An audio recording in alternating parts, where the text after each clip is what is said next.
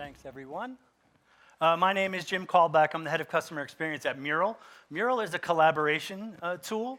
We're an online whiteboard, and it allows people to collaborate visually across distances. I have a background in design and innovation, and I've also done a lot of work in customer experience. A lot of what Carrie was talking about this morning is work that I've done. It was great to hear her talk. She's kind of a hero of mine.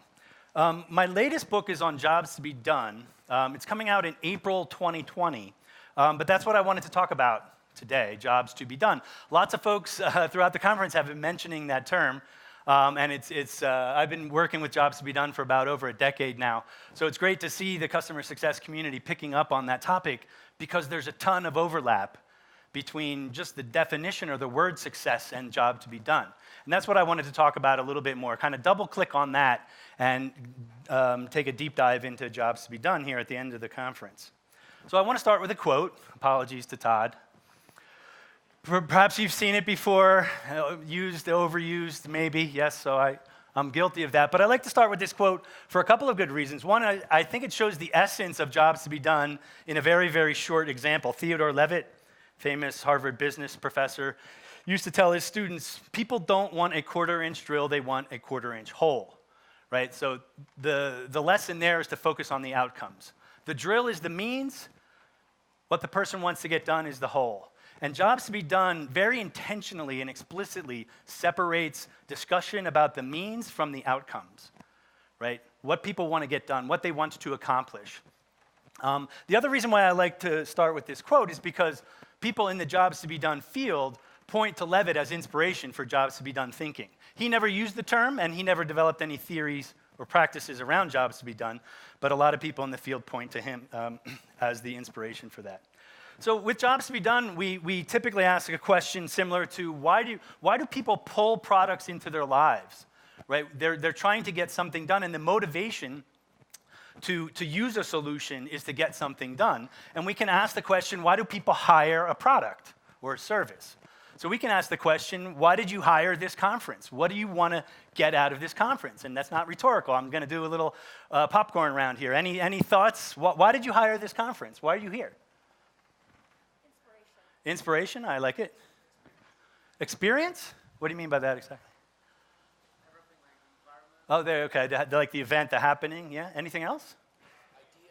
Idea sharing, yeah? What about networking? Typically, so this was my user research, right? So when you do jobs to be done work, you tend to do qualitative research. This was incredibly quick and light research. But if we were to do more of this, a couple of themes might emerge, right? And typically it's around strengthening your professional network. Then the other one might be around content, learning new trends or learning new content. There might be something around the event here. And how about Sundance, huh? Isn't it great to hear zip lining and stuff yesterday? Fantastic. That's part of the conference as well, too. So with jobs to be done, it gives us a language. It gives us a way to look at why people hire products and services. I want to talk a little bit more about that language in a second. Another quick example, maybe slightly simpler, a cup of coffee. Why do you hire a cup of coffee for those of you who drink coffee? What's the job that coffee gets done for you? Wake up, get warm. What's that? Energy, right. So we could say, and jobs to be done is very particular in formulation. So we could say, get energy in the morning, right? And if we frame the job of coffee that way, get energy in the morning, and we separate the means from the outcome, there's lots of ways you can get energy in the morning, right? And there's a well-known author in the field of jobs to be done, and he wrote a book called When Coffee and Kale Compete, because he had a friend who switched from coffee to kale smoothies in the morning. Now, why did he do that? Because he wanted energy in the morning, right? So does coffee compete with kale, right? The industry analysts don't say that, do they? If you're in the coffee business, they're not going to say a competitor of yours is kale smoothies. But from a jobs to be done perspective, it does. From the individual's perspective, coffee and kale absolutely compete because they both give you energy in the morning. Right? So jobs to be done offers a reframing of customer goals, a reframing of the outcomes that people want, and detaches yourself from your own solution, from the means. You're the means, you're the drill, right? You want people to buy drills. And by the way, that's not unimportant. That's super, super important, right? So jobs to be doesn't say give up everything that you've heard in this conference. It adds a perspective. It adds a new lens on to your customers, looking at your customers. So in jobs to be done, we talk about the job independent of technology, and we want that to be stable over time as well, too. So if we take another simple job like listen to music, we can look at how people listen to music for the past 100 years, and the means have changed, but the job has stayed the same. So by using jobs to be done language, you can also kind of future-proof your own understanding of what your customers are trying to get done from their perspective. So I want to make 3 points. The first point I want to make is using your product is not a job to be done. That's using your product. You're the means. The job to be done is independent of your product. So jobs to be done provides that framework. It's a lens for seeing your business from the outside in, from the customer's perspective. Hat tip to Carrie, outside in. Make sense so far? And here's my simplification of jobs to be done. If you read literature and look at methodologies that are out there, some of them are very complex and big. Some of them are fuzzy and abstract. I tried to break it down to 5 different elements.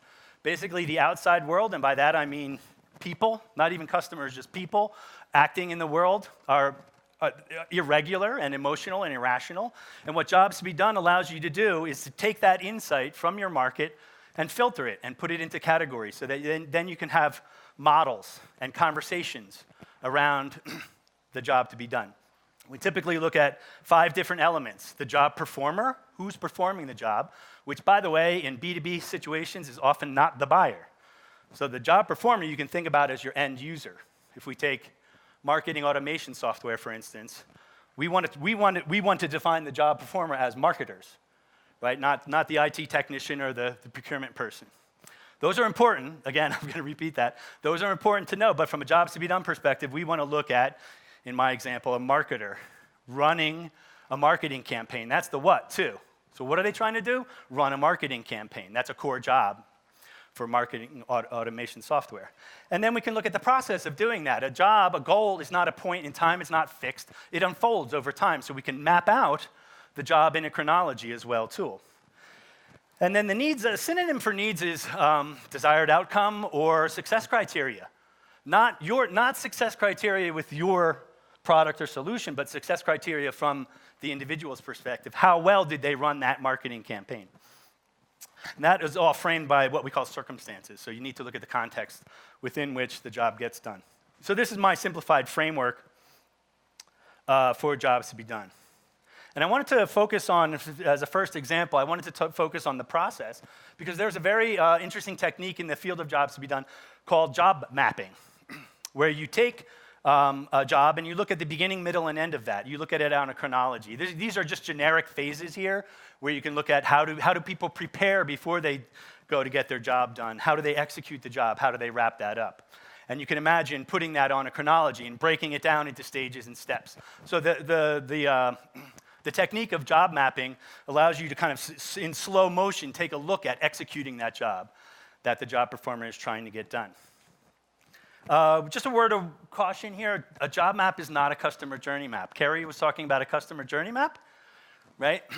And at the very beginning of her customer journey map, it said needs. And she just kind of quickly said, the customer has a need, and then they come to your solution. What Jobs to be Done does is looks at that need. What's the language and the framework with which we understand, discover, find, and understand those needs? So a job map is actually different than a customer journey map because a customer journey map is about how somebody comes to you. How do they find that drill that they're gonna buy to make a hole? You're the drill.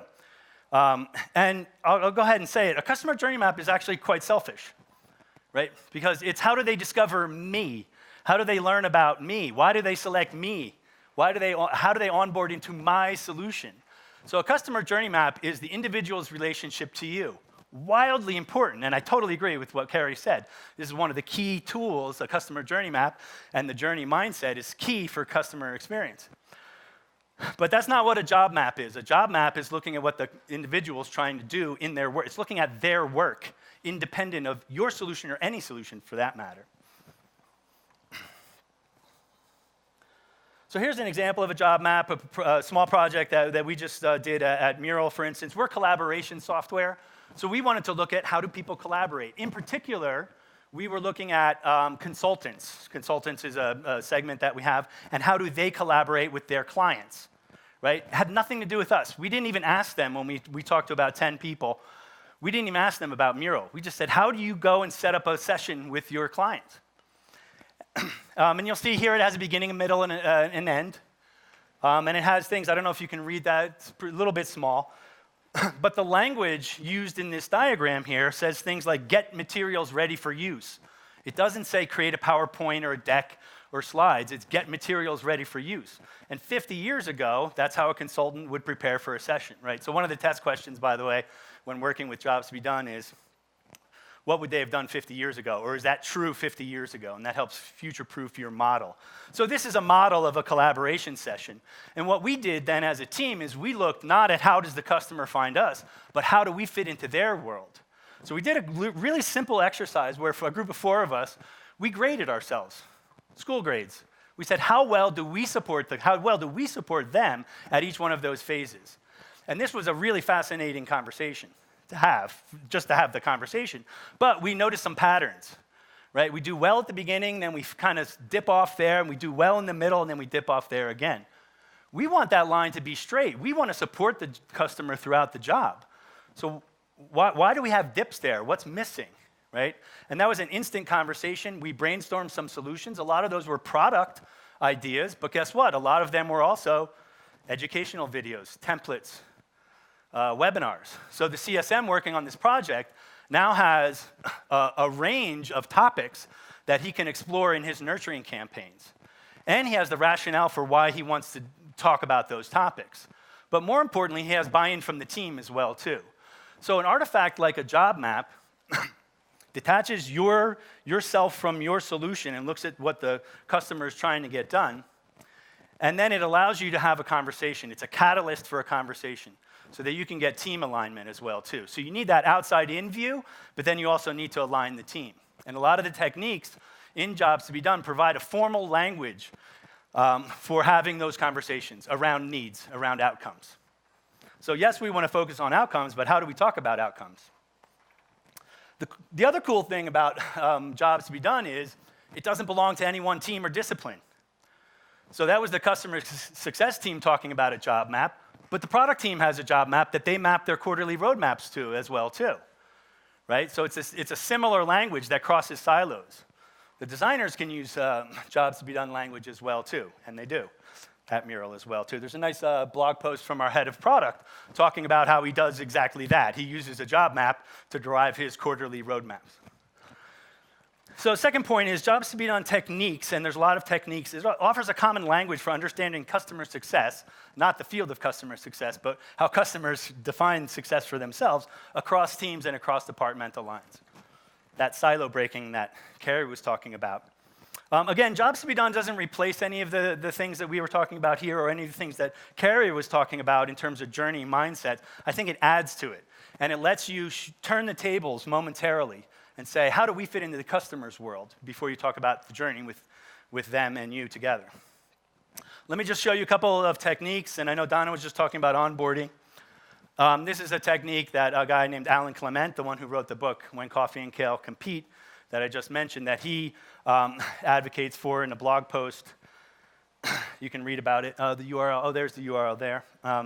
And he says we can look at onboarding along 2 dimensions. How familiar are people with our solution, with my product or service? That's the green line there. Do they have low experience or high experience? But we can also look at their job comprehension as well, too. Right? So again, marketing automation, we can say, how well do marketers know how to run a marketing campaign on one dimension, and the other dimension is how well do they know my tool? And that gives you a typology of onboarding types, right? And then you can think about tactics for each one of those. And the suggestion here is that through a simple survey, a 2-question survey, or if it's a live situation, you might poll the group, and you might ask them, how well do you know getting the job done, and how well do you know the existing solution? And the way you're going to address those different quadrants is different. So jobs to be done thinking, and that's what I talk about a lot, is jobs to be done as a way of thinking. can help us kind of customize and direct onboarding messages and targets. I want to talk about another example. There's a technique, and if you Google jobs to be done, you'll probably come across the switch technique. And the switch technique is essentially an interviewing technique. It's a qualitative interviewing technique where you reverse engineer the motivation for acquiring a product. And you might take the purchase as a point in time, and look at the decision to purchase, but you actually want to go much further back. You want to look at what was the moment, what was event number 2 that preceded the decision making, and what was the event that preceded that, and what was the first thought? What was the first moment, the trigger in somebody's mind to say, I have an old way of working and I want to switch to a new way of working or behaving or acting in the world?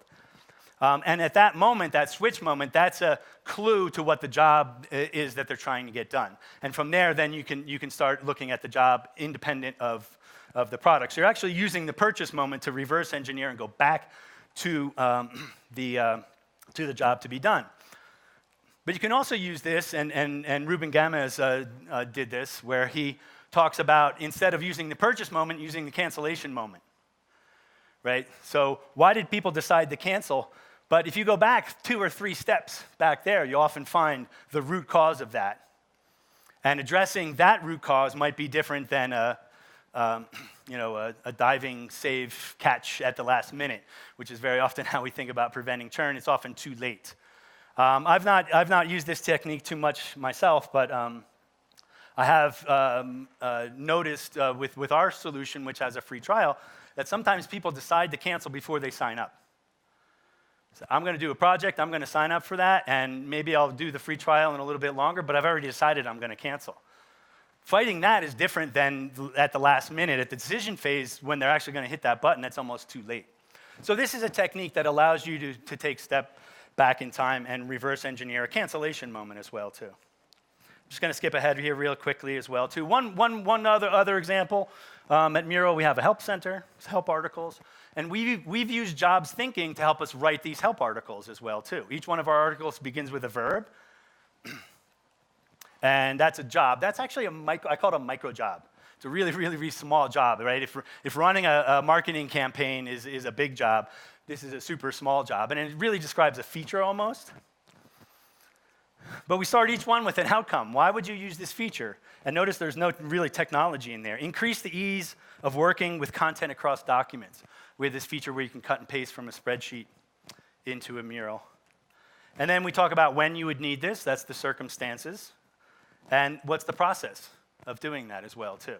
So we're even taking, at the feature level, we're even taking, applying jobs thinking to how we describe our own functionality. Now, I have no evidence, I have 0 evidence that this is a better help article than if we did it another way, but we believe that it is, and it also helps us be consistent, and we believe we're talking to the market and answering the questions that people have before they even have them. The what, the why, the how, the when. We even have emotional jobs and social jobs, which are other types of jobs as well, too, that we bake in there, and then there's often a screenshot. We're not dogmatic about this. Some articles are a lot longer, and it breaks this pattern. That's fine, too. But at least we have this schema, this jobs thinking schema. And I think the point is, this framework here, if you want to work with this or some version of it, again, it's not owned by any one department. So it does become a lingua franca. You can use this across teams. You can have a conversation about what's the motivation, what's the need, what's the goal that people are trying to do. And there's a lot of techniques that have been developed over the past couple of decades in the field of jobs to be done. Some of them are full-blown methodologies that are very, very long and time-intensive and cost a lot of money. But there's also just simple techniques, like I just showed, that you can use in part throughout your customer success work or in general as a business. You can use those in part or in whole. So the third point I wanted to make is that jobs to be done is a broad field, and it has many techniques that I think get to the heart of what customer success is, right? Obviously it's about your tool and the relationship that someone has to your tool, but ultimately why they choose you and why they stay with you is going to be determined by whether they get their job done. So thank you very much.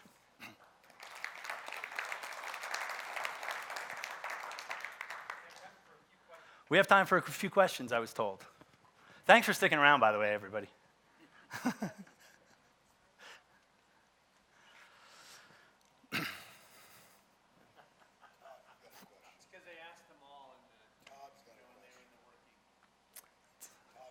Go ahead, shoot it. So,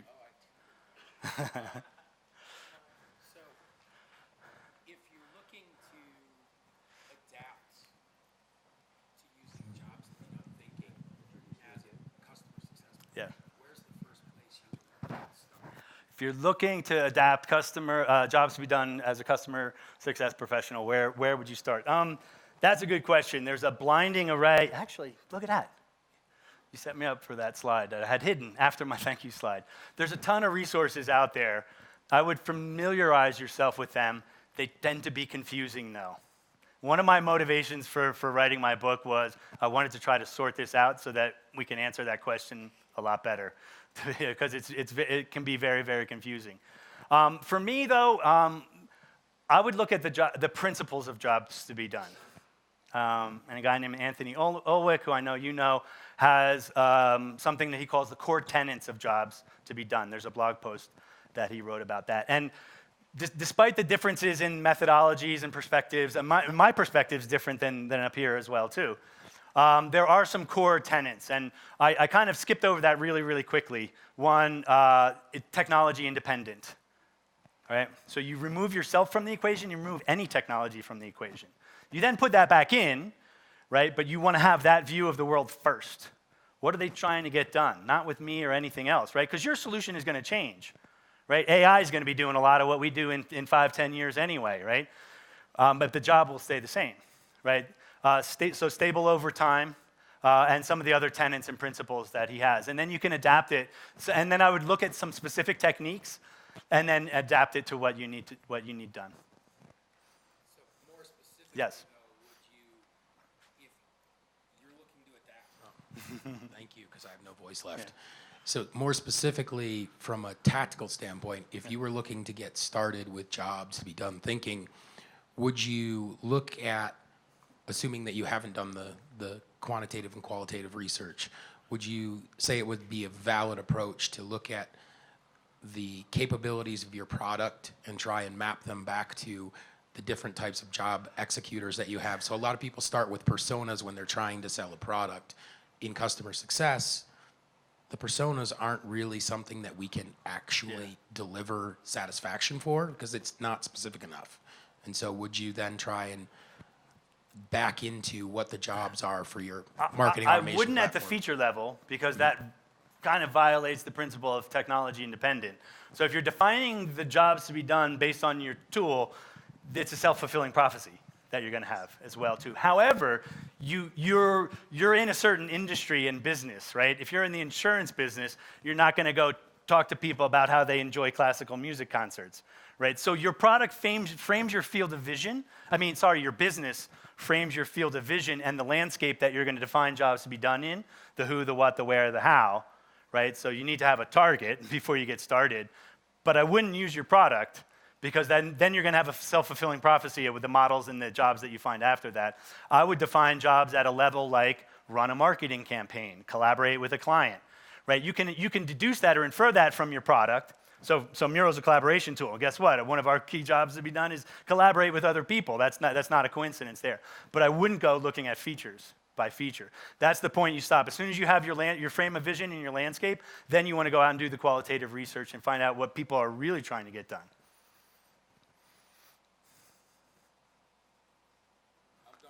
All right. Thank you again. Yeah, thanks, everybody. So Jim also mentioned he's going to be around afterwards if anybody wants to talk to him. I'm staying till tomorrow, so if anybody wants to go to the Owl Bar or something like that tonight, I'd be happy to talk about this or anything else. Awesome. Thank you, Jim.